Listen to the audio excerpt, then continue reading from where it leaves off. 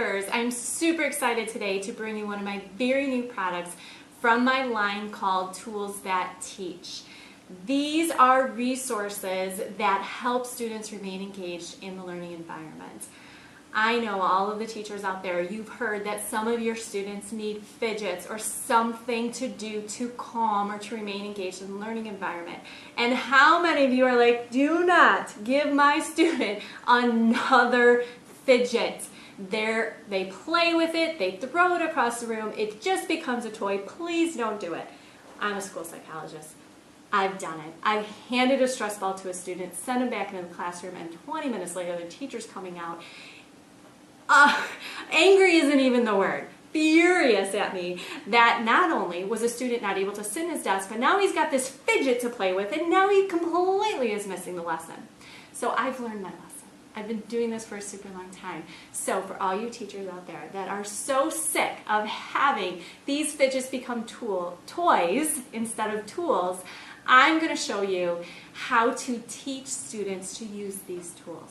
That's the key component here. Social workers, psychologists, counselors, even teachers that want to set up a calming area in your classroom or do some type of tool to help kids learn. This product line is for you, and I know you're going to enjoy it because I think I found the secret in terms of connecting kids to the tool so that it doesn't become a toy. So go to my website, behaviorsavers.com, to get all the resources I have included for this. So it is something where you use this tool to teach students. So it includes a lesson plan on how to do the tool. It also includes any of the handouts that are required, any of the visuals to help teach the students how to use the tool. This resource, we are going to focus on calm down battles. These are all the rage right now, are they not? They're cool. They're fun to look at. Kids love them. But yes, they become a toy if you don't teach students how to use them. Trust me, they get thrown, they get broken, I know.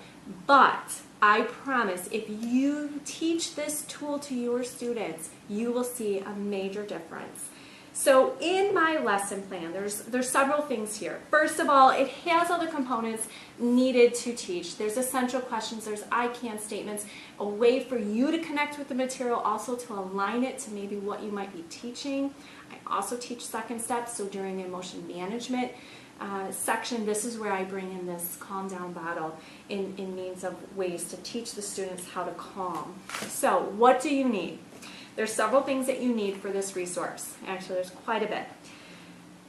It doesn't matter what type of bottle you want to use for your calm down bottle. I've used this one. This was for my kindergarten, first grade classroom. I wanted something with a strong base that wouldn't easily tip over. But there are plenty of bottles out here. Here's one of those that it's just a water bottle, but I was concerned with this, with it tipping, that this would become more of a tool and a distraction. You don't want that.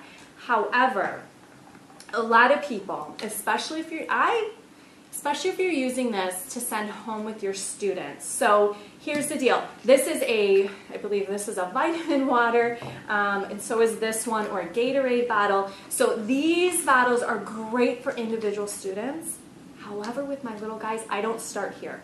I start with a big one. I start with the classroom one, and we teach it, and we teach it, and we teach it, and we teach it until they get it. Okay? These are great to send home to parents. In my resource, I do have a parent link page. This goes home with my students. It teaches the parents about what it is, how to use it, how we're doing it in the classroom. I typically will not send this home until we are pretty confident on our school and our classroom one. Then we look at the individual ones, but this takes a while. But if you're in the older grades, they've been introduced to these calm down bottles before, it's not a new thing, then go ahead, send this home. I think parents understanding what it is helpful as well. So everything you need. So for this lesson, I make one. I make a bottle that I love, okay? I like this one. It was red. We were using this in our emotion management, especially when we were talking about angry. A lot of my kids connect to that feeling, so I made it red for them. The color doesn't matter, but that's what we made there. Now, you need an extra bottle for this lesson, and here's why. If I just plunk this bottle down in front of my students and say, let's use this bottle to calm, that's when they're not necessarily connected to it. So we make it. We make it in the classroom, and it's super fun. So I have a separate bottle. This one is glued shut. This one is not. So kids are able to help me make it. Now, everything is on here to create this, but let me give you a couple tricks that I've learned along the way. Doesn't matter what size bottle you use. About 3/4 of your bottle, sometimes 2/3, depends on your bottle, you need to fill with warm water. And that's why we don't necessarily create this whole thing in classroom, because it needs to be pretty warm. You're going to use some Elmer's glue. You do need super glue for the end. And then primarily you need water. Or glitter.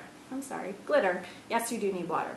So you do need the glitter to be able to go in the jar. And any color, like I said, doesn't matter. I try to get a couple different sizes of glitter because I like the way the smaller glitter will suspend and then the bigger glitter will fall a little quicker. So my students seem to like that quite a bit. White glue does not work. You need the clear glue, otherwise your bottle is going to be very cloudy and it won't look very good. So like this one uses multicolored glitter. It really doesn't matter. Whatever effect that you want for your students, go ahead and use. So in the classroom, what I have them do, and this doesn't matter, I have a small group for this. There was about 6 students that we did, and I brought in a sample bottle. We fill it up. We pour, everybody pours in a little bit of the water. I pour in the glue. Everybody pours in a little bit of the glitter, and then we practice how to use it. So we don't necessarily use this bottle. This is my sample bottle, but then we do go around and we practice how to do this, okay? While we are teaching this lesson, okay, and we've created our bottle, I reiterate some of those concepts that we've been learning, the strong feelings. We use this bottle when we have a strong feeling, and a strong feeling is something that overcomes us. We need help to calm down. And so we talk about what those different feelings might be: mad, excited, frustrated. Most of these have already been presented to them in other ways, but again, this can be taught alongside of these lessons. And then what also comes in this resource is a step-by-step guide for your students. This is a general one. Probably in my next update, I'll have a little bit more simplified one for my younger students, but it's simple. And it follows the second step curriculum for any of you that are using it out there. I love the language. I love the way second step sequences its curriculum from pre-K all the way to the 8th grade. There's a lot of consistency in the way they teach different social emotional skills. So I model that when I do my extension lessons in my small groups. But anyhow, number 1 is name my feeling. They have to connect with that feeling. If they don't connect with that feeling, why are they using this bottle? Okay, we need them to connect with that. So I feel mad. Great, that's your first step. Then they have to shake the bottle, and I teach us, and we practice, and we practice, and we practice, and we practice. We use 2 hands. We set it down gently. You have to teach them that, okay? This is not a toy, okay? We don't just sit and shake and shake and shake and shake. We shake it twice, and we set it down gently, okay? And then we use our belly breathing. For kids that are not familiar with this, you put your hands on your belly. You breathe in through your nose as you push your belly out. The little guys, I exaggerate the pusher out. And then you let your breath out as you breathe out. Okay, so it looks like this. Okay, and that's how we belly breathe. And then the last step is are you calm? Okay, so they should be doing this as they're belly breathing. They're watching the glitter come down. They're taking 5 deep breaths, and then they're saying, am I calm? Yes? Okay, let the teacher know. No. Okay, do it again. Okay, use 2 hands, shake the bottle, set it down, take 5 deep breaths.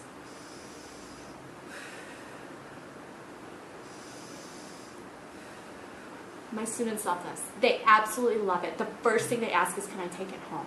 Okay, so switching them over to the smaller bottles that they can take home is obviously the goal. But be sure, if you want all of both the teaching guide, the lesson plan, the handouts, all of these materials are ready to go, ready to be printed.